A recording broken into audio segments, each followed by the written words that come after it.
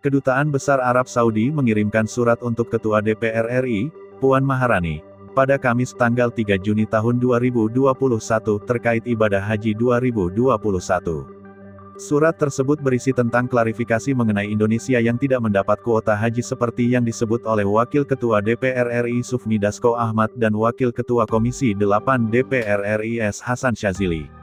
Padahal menurut Duta Besar Arab Saudi untuk Indonesia, Essam bin Abed Al-Takafi, otoritas yang berkompeten di Kerajaan Arab Saudi belum mengeluarkan instruksi apapun terkait pelaksanaan haji 2021, baik untuk jemaah Indonesia maupun jemaah di dunia.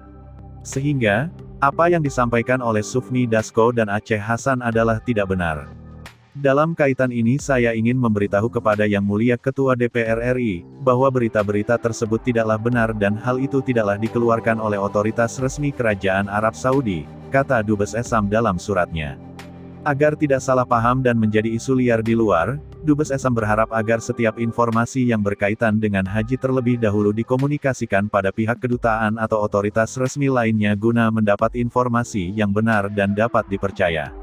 Sebelumnya, Wakil Ketua DPR RI Sufmi Dasko Ahmad menyatakan telah mendapatkan informasi bahwa Indonesia tidak memperoleh kuota haji tahun 2021. Tidak adanya alokasi kuota haji bagi Indonesia ini, menurut Sufmi, lantaran vaksinasi COVID-19 yang digunakan Indonesia. Sedangkan S. Hasan Syazili menyebut adanya 11 negara yang telah memperoleh kuota haji dari Kerajaan Arab Saudi pada tahun 2021, dan Indonesia tidak termasuk dari negara-negara tersebut.